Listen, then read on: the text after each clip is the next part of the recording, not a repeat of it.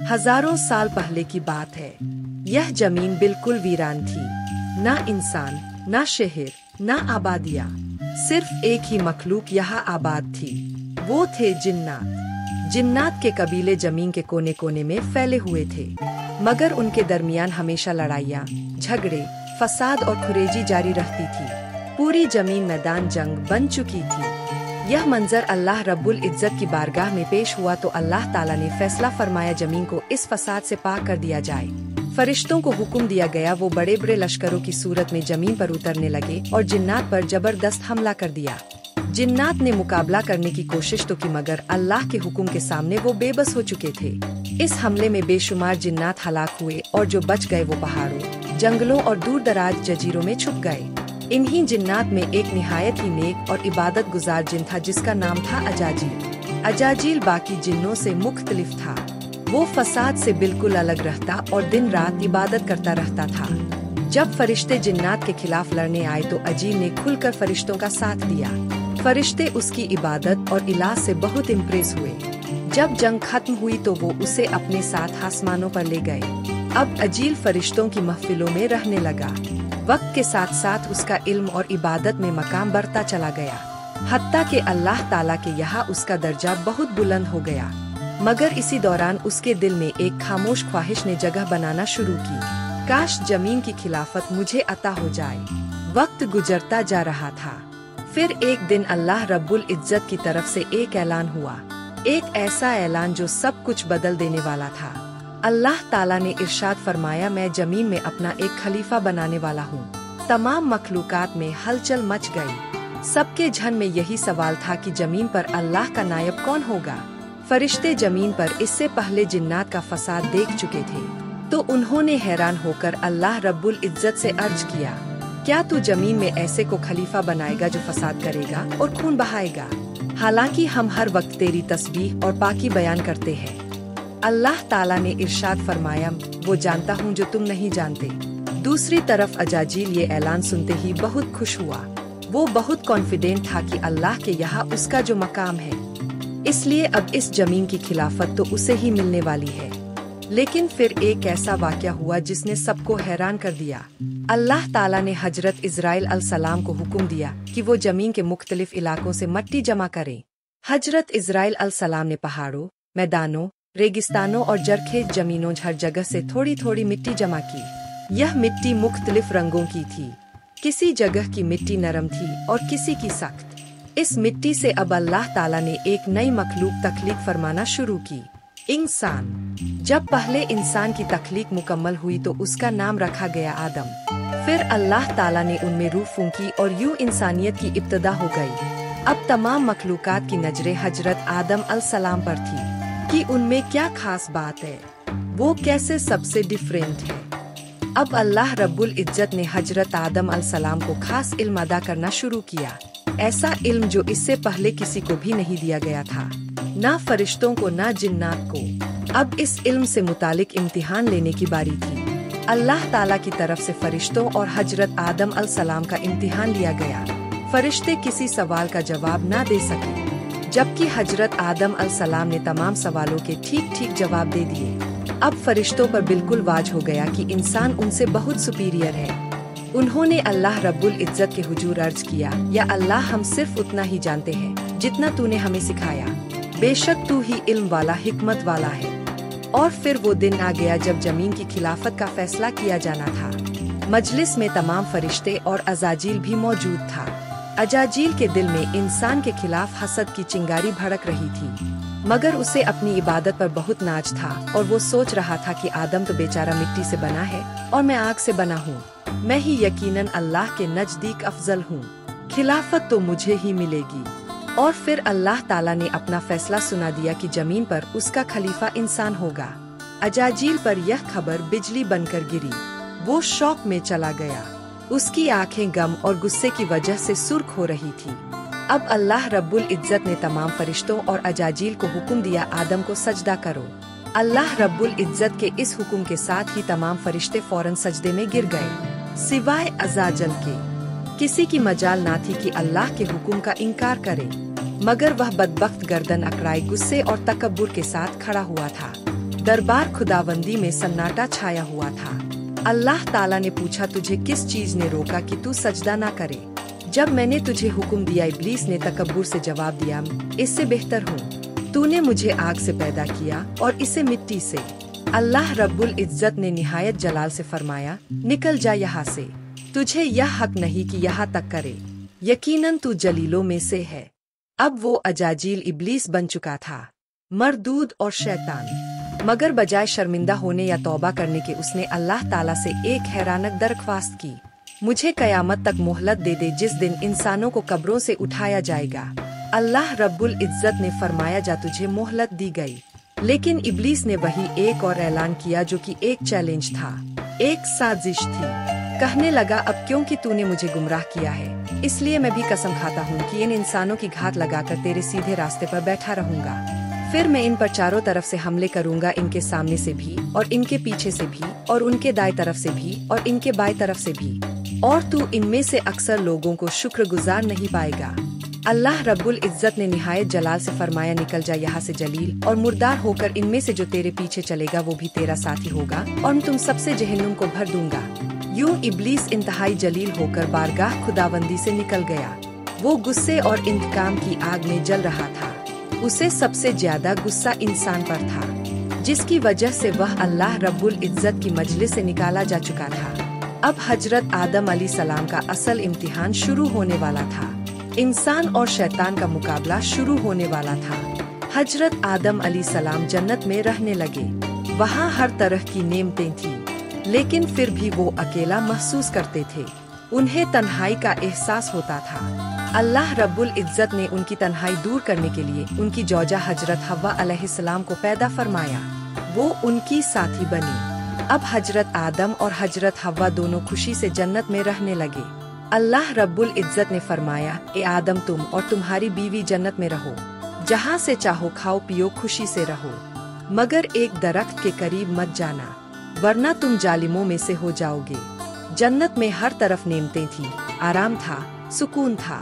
सिर्फ एक दरख्त था जिसके करीब जाने से अल्लाह रब्बुल इज्जत ने मना फरमाया था।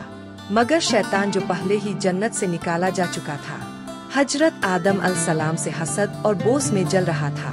वो चाहता था कि आदम और हव्वा भी अल्लाह ताला की नाफरमानी करें, ताकि वो भी उसकी तरह जन्नत से निकाले जाए।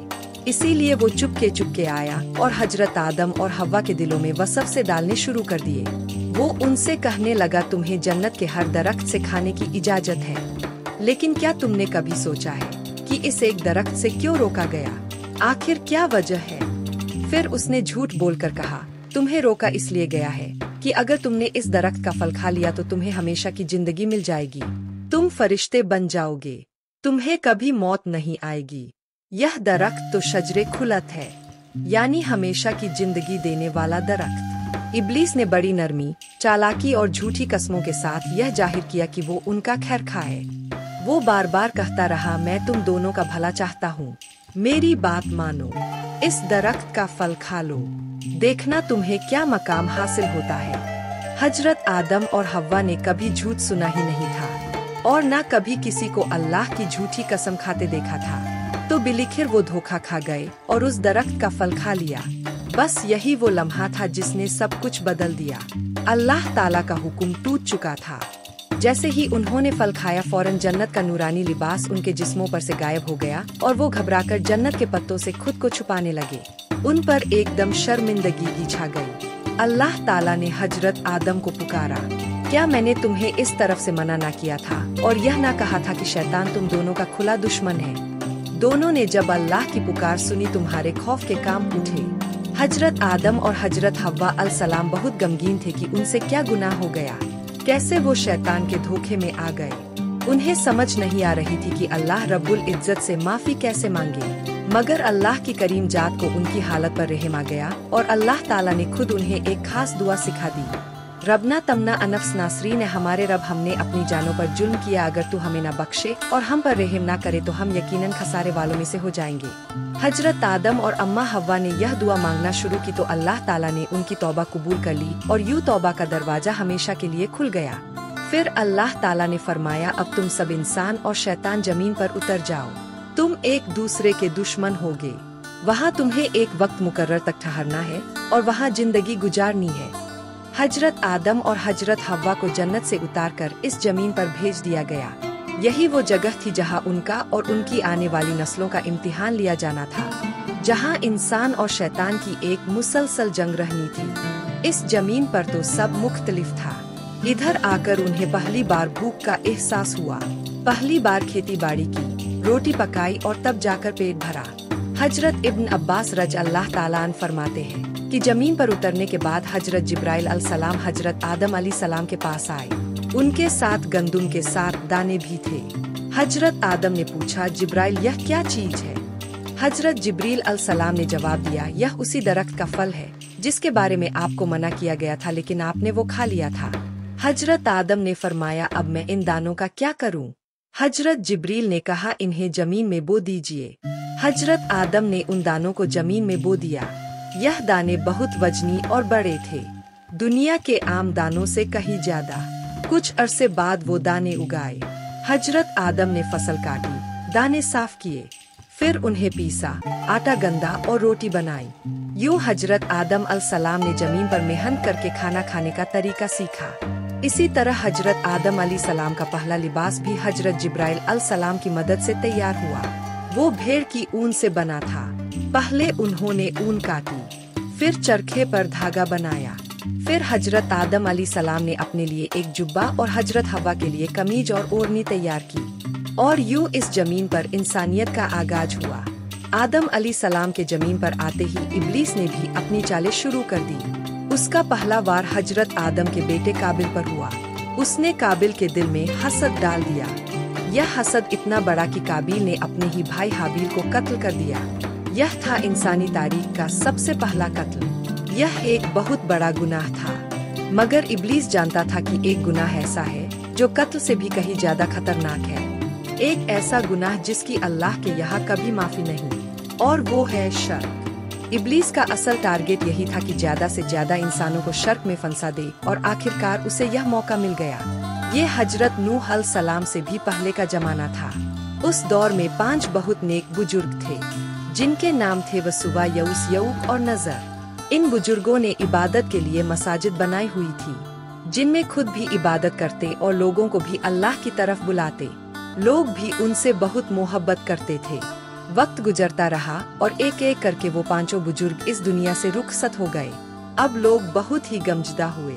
वो जब भी इकट्ठे होते तो कहते, अब इबादत का वो मजा नहीं रहा जो उन बुजुर्गों की सोबत में हुआ करता था। इब्लीस इसी मौके का इंतजार कर रहा था। वो उनकी कमजोरी जान चुका था। रिवायत में आता है कि एक दिन इसी तरह लोग जमा थे कि इब्लीस एक बूढ़े शख्स की शक्ल में उनकी मजलिस में आया और उनको एक अजीबोगरीब आइडिया दिया। उसने कहा, इन बुजुर्गों की शक्ल के मुजस्समे बनाओ और उन्हें कपड़े पहनाकर मस्जिद के मेहराब में खड़ा कर दो। इस तरह तुम्हें लगेगा कि बुजुर्ग तुम्हारे पास ही मौजूद है, और फिर से इबादत में वही मजा और बरकत फील करने लगोगे। लोगों को यह आइडिया बहुत पसंद आया। अब उन बुजुर्गों के बुत हर मस्जिद में रख दिए गए थे। लोग मस्जिद आते, नमाज पढ़ते, उन बुतों के हाथ पांव चूमते और वापस चले जाते। वक्त गुजरता रहा। 1-2 नस्लें गुजरने के बाद लोगों ने इबादत करना छोड़कर उन्हीं बुतों को पूजना शुरू कर दिया, और यूं तारीख में पहली बार शर्क का बाकायदा आगाज हो गया। शैतान ने अल्लाह के नेक बंदों को ही लोगों के लिए माबूद बना दिया था। शैतान का यह वार इतना खतरनाक था कि हजारों साल गुजरने के बाद और लाखों अंबिया के आने के बाद भी यह बीमारी खत्म नहीं हुई। बुखारी शरीफ की हदीस में आता है कि इन्हीं बुतों की पूजा हजरत मूसा अलैहिस्सलाम के जमाने में भी की जाती थी, और फिर आप सल्लल्लाहु अलैहि वसल्लम के जमाने में भी अरब के मुख्तलिफ कबाइल उन्हीं 5 नेक लोगों के बुत वसुआ, याऊस, याक और नसर की इबादत करते थे।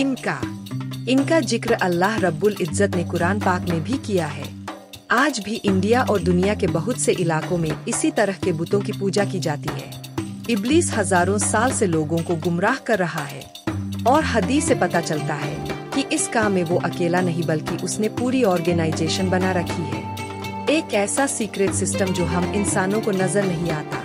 अल्लाह रब्बुल इज्जत कुरान मजीद में फरमाते हैं, बेशक शैतान और उसका लश्कर तुम्हें वहाँ से देखते हैं जहाँ से तुम उन्हें नहीं देख सकते। अब आप सोच रहे होंगे कि आखिर यह सिस्टम कहाँ से ऑपरेट किया जाता है। नबी अकरम सल्लल्लाहु अलैहि वसल्लम ने हमें बताया, इब्लीस अपना तख्त पानी पर नस्ब करता है। यानी शैतान का हेड क्वार्टर जमीन पर नहीं बल्कि पानी पर है। वहाँ वो अपना तख्त सजाता है और एक बादशाह की तरह वहाँ से अपनी फौजें रवाना करता है। यह फौजें वही जिन्नात है जिन्हें शयादीन कहा जाता है। हर शैतान का अपना एक मखसूस टास्क होता है। कोई दिलों में वसवसा डालता है, कोई इंसान को गुस्से की आग में भड़काता है और कोई जिना और शराब की तरफ खींचता है। हदीस में आता है कि ये सब हर रोज अपने मिशन पर निकलते हैं, फिर शाम को वापस अपने सरदार इब्लीस के सामने लौटते हैं। फिर इनकी एक मीटिंग होती है जिसमें वो पूरे दिन की प्रोग्रेस रिपोर्ट पेश करते हैं। हदीस शरीफ में आता है कि कोई शैतान कहता है मैंने फला को गुनाह पर लगा दिया। इब्लीस सुनता है मगर खुश नहीं होता। फिर एक और शैतान आगे बढ़ता है और कहता है मैंने मियाँ बीवी के दरमियान झगड़ा कराया और आखिरकार उनमें जुदाई डाल दी। यह सुनकर इब्लीस खुशी से खड़ा हो जाता है। वो उस शैतान को अपने करीब बुलाकर गले लगाता है और कहता है तुम सबसे बेहतर हो। इब्लीस इतना खुश इसलिए होता है क्योंकि उसे पता है कि मियाँ बीवी की जुदाई एक पूरे खानदान को बर्बाद कर देगी और इसका असर आने वाली नस्लों तक जाएगा। इब्लीस यह पूरा सिस्टम अपने चेलों के जरिए चलाता है और तब तक खुद सामने नहीं आता जब तक कोई बहुत ही बड़ा वाकया न हो। और अब हम आपको बताने जा रहे हैं इंसानी तारीख के वो अजीम वाकयात जब इब्लीस को खुद सामने आना पड़ा। ये इब्राहिम अलसलाम का जमाना था। इब्राहिम अलसलाम को अल्लाह रब्बुल इज्जत की तरफ से हुक्म मिल चुका था कि वो अपने प्यारे बेटे इस्माइल की कुर्बानी दे। अब हजरत इब्राहिम अलसलाम अपने बेटे इस्माइल को गर्दन पर छुरी चलाने के लिए लेकर जा रहे थे। इब्लीस यह सारा मंजर देख रहा था। उसे अंदाजा था कि अगर आज वो इब्राहिम को ना बहका सका तो फिर कभी उनकी नस्ल को गुमराह नहीं कर सकेगा। रिवायत में आता है कि इब्लीस फौरन एक आदमी की शक्ल में हजरत इब्राहिम अलसलाम की बीवी हजरत हाजरा के पास गया और बोला क्या आपको पता है कि इब्राहिम अपने बेटे को कहाँ ले गए हैं? हजरत हाजरा ने कहा वो लकड़ियाँ लेने गए हैं। इब्लीस ने कहा नहीं, वो तो इस्माइल को ज़िबा करने जा रहे हैं। हजरत हाजरा ने हैरानी से कहा यह कैसे मुमकिन है? इब्राहिम तो बेटे से बहुत प्यार करते हैं। इब्लीस ने कहा वो कहते हैं कि अल्लाह ने उनको यह हुक्म दिया है। हजरत हाजर ने जवाब दिया अगर यह अल्लाह का हुक्म है तो फिर इताअत करनी ही बेहतर है। शैतान मायूस होकर हजरत इस्माइल के पास पहुंचा जो अपने वालिद के पीछे पीछे जा रहे थे। उसने कहा क्या तुम जानते हो कि तुम्हारे वालिद तुम्हें कहाँ ले जा रहे हैं? इस्माइल अलैहिस्सलाम ने कहा हम ईंधन के लिए लकड़ियाँ लेने जा रहे हैं। शैतान ने कहा नहीं, बल्कि वो तुम्हें ज़िबा करना चाहते हैं। इस्माइल अलैहिस्सलाम ने पूछा क्यों? शैतान बोला उनका ख्याल है कि उनके रब ने यह हुक्म दिया है। इस्माइल अलैहिस्सलाम ने पूरे यकीन से कहा अगर यह अल्लाह का हुक्म है तो मैं राजी हूँ। मेरे वालिद को चाहिए कि वो रब का हुक्म पूरा करे। शैतान यहाँ भी नाकाम हो गया। बिल आखिर वो हजरत इब्राहिम अलैहिस्सलाम के सामने आ गया और बोला ए बुजुर्ग कहाँ जा रहे हो? इब्राहिम अलैहिस्सलाम ने जवाब दिया एक काम से घाटी में जा रहा हूँ। शैतान बोला खुदा की कसम मैं जानता हूँ कि शैतान ने ख्वाब में आकर तुम्हें अपनी लड़की को ज़िबा करने का हुक्म दिया। इब्राहिम अलैहिस्सलाम ने फौरन पहचान लिया कि यही शैतान है और कहा दुश्मन खुदा मेरे सामने से हट जा, मैं अपने रब के हुक्म पर जरूर अमल करूँगा। रिवायत में आता है कि शैतान 3 मर्तबा रास्ते में आया ताकि उन्हें रोके। पहली बार जमरा उकबा पर, फिर जमरे वस्ता पर और आखिर में जमरा कुबरा पर। हर बार हजरत इब्राहिम अलैहिस्सलाम ने 7 कंकरियां मारी और शैतान भाग गया। इसी सुन्नत की याद में आज तक हज के दौरान जमरात पर कंकरियां मारी जाती है ताकि मोमिन को याद रहे कि शैतान के वसवसों को हमेशा रद्द करना है। इसी तरह इंसानी तारीख का एक और बहुत ही अहम मौका था जब इब्लीस इंसानी शक्ल में आया और यह था गजबा बदर का मौका। जब कुरैश का लश्कर बदर के लिए तैयार हुआ तो उनको एक बहुत बड़ा खतरा था कि बनु बकर जो उनका एक दुश्मन कबीला था कहीं पीछे से हमला ना कर दे और यूं कुरैश आगे मुसलमानों और पीछे दुश्मनों के बीच में फंस कर ना रह जाए। यह ख्याल उनके दिलों में खौफ पैदा करने लगा। इब्लीस को खतरा महसूस हुआ कि कहीं कुरैश जंग से पीछे न हट जाए। वो उसी वक्त उनके एक सरदार सुराका बिन मालिक की शक्ल में कुरैश की मजलिस में आया और बोला फिक्र ना करो, मैं तुम्हारे साथ हूँ। मैं गारंटी देता हूँ कि बनु बकर तुम्हारे खिलाफ कुछ नहीं करेंगे। यह सुनकर कुरैश को हौसला हो गया और वो बदर की तरफ निकल पड़े। इब्लीस भी सुराका बिन मालिक की शक्ल में उनके साथ ही था। वो सारे रास्ते उनको हौसला देता रहा। अब जंग का मैदान सज चुका था। दोनों लश्कर आमने सामने थे। इतने में इब्लीस ने एक अजीब मंजर देखा। आसमान से हजरत जिब्रील अलैहिस्सलाम के साथ फरिश्तों के लश्कर उतर रहे थे। उनकी हैबत और जलाल को देखकर इब्लीस के रंग उड़ गए। फौरन उसने अपने साथियों को लिया और मैदान जंग से भागने लगा। अबू जेहल ने हैरान होकर कहा, सुराका, इन वक्त पर दगा देकर कहाँ जा रहे हो? इब्लीस ने जवाब दिया, तुम्हारी कोई जिम्मेदारी नहीं ले सकता। मुझे जो कुछ नजर आ रहा है वो तुम्हें नजर नहीं आ रहा। मुझे अल्लाह से डर लग रहा है और अल्लाह का अजाब बड़ा सख्त है। इसके बाद वो कुफ्फार को अकेला छोड़कर भाग निकला। बुखारी शरीफ में शैतान का एक और बहुत ही इंटरेस्टिंग वाकया रिपोर्ट हुआ है। हजरत अबू हुरैरा रज़ अल्लाह ताला अन्हु फरमाते हैं कि रसूलुल्लाह सल्लल्लाहु अलैहि वसल्लम ने मुझे रमजान की ज़कात की सिक्योरिटी पर मुकर फरमाया।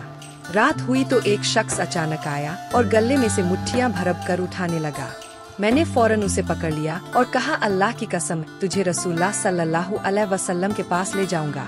उसने कहा, मैं बहुत मोहताज हूँ, मेरे बच्चे हैं और मैं सख्त जरूरतमंद हूँ। हजरत अबू हुरैरा रज़ अल्लाह ताला अन्हु फरमाते हैं कि उसकी मिन्नत समाजत पर मुझे रहम आ गया और मैंने उसे छोड़ दिया। सुबह हुई तो नबी अकरम सल्लल्लाहु अलैहि वसल्लम ने मुझसे पूछा, ए अबू हुरैरा, कल रात तुम्हारे कैदी ने क्या कहा था? मैंने अर्ज किया, या रसूल अल्लाह सल्लल्लाहु अलैहि वसल्लम, उसने अपनी गुर्बत और बच्चों का हाल सुनाया तो मुझे रहम आ गया और मैंने उसे छोड़ दिया। आपने फरमाया, वो तुमसे झूठ बोल कर गया है, वो फिर आएगा। नबी अकरम सल्लल्लाहु अलैहि वसल्लम के इस फरमान से मुझे यकीन हो गया कि वो जरूर वापस आएगा, इसलिए मैं दूसरी रात उसका इंतजार करता रहा। वो फिर आया और गला उठाने लगा। मैंने उसे फौरन पकड़ लिया और कहा, अब मैं तुम्हें रसूलुल्लाह सल्लल्लाहु अलैहि वसल्लम के पास जरूर ले जाऊंगा। उसने फिर वही कहा, मैं मोहताज हूँ, बच्चों का बोझ है, मुझ पर रहम करो, अब नहीं आऊंगा। मैंने फिर तरस खाकर उसे छोड़ दिया। सुबह हुई तो नबी अकरम सल्लल्लाहु अलैहि वसल्लम ने पूछा, अबू हुरैरा, तुम्हारे कैदी ने क्या किया? मैंने अर्ज किया, या रसूल अल्लाह सल्लल्लाहु अलैहि वसल्लम, उसने फिर वही बात की, उस पर मुझे रहम आ गया और मैंने छोड़ दिया। आप सल्लल्लाहु अलैहि वसल्लम ने फरमाया, वो तुमसे दोबारा झूठ बोल कर गया है, वो फिर आएगा। अब तीसरी रात एक मर्तबा फिर उसके इंतजार में था। वो फिर आया और गला उठाने लगा। मैंने उसे फौरन पकड़ लिया और कहा, अब नहीं छोड़ूंगा। 2 बार तुम वादा कर चुके हो मगर हर बार वापस आ गई। अब तुम्हें नबी अकरम सल्लल्लाहु अलैहि वसल्लम के पास ले जाकर ही रहूंगा। उसने कहा, अगर इस बार मुझे छोड़ दो तो मैं तुम्हें चंद ऐसे कलमात सिखाता हूँ जिनसे अल्लाह ताला तुम्हें बहुत फायदा देगा। मैंने पूछा, वो कलमात क्या है? उसने कहा, जब तुम सोने लगो तो आयतुल कुर्सी पूरी पर लिया करो। अल्लाह ताला तुम पर एक फरिश्ता मुकर कर देगा जो सुबह तक तुम्हारी हिफाजत करेगा और शैतान तुम्हारे करीब भी नहीं आ सकेगा। हजरत अबू हुरैरा रज़ अल्लाह ताला अन्हु फरमाते हैं, मैंने उसे छोड़ दिया। सुबह हुई तो नबी अकरम सल्लल्लाहु अलैहि वसल्लम ने पूछा, अबू हुरैरा, रात तुम्हारे कैदी ने क्या किया? मैंने अर्ज किया, या रसूल अल्लाह सल्लल्लाहु अलैहि वसल्लम, उसने मुझे चंद कलमात सिखाए और कहा कि इनसे अल्लाह ताला मुझे बहुत फायदा देगा, इसलिए मैंने उसे छोड़ दिया। आप सल्लल्लाहु अलैहि वसल्लम ने फरमाया, वो कलमात क्या है? मैंने बताया। उसने कहा था कि जब सोने लगो तो आयतुल कुर्सी पर लो, अल्लाह तुम पर एक मुहाफिज फरिश्ता मुकर करेगा और सुबह तक शैतान करीब भी नहीं आ सकेगा।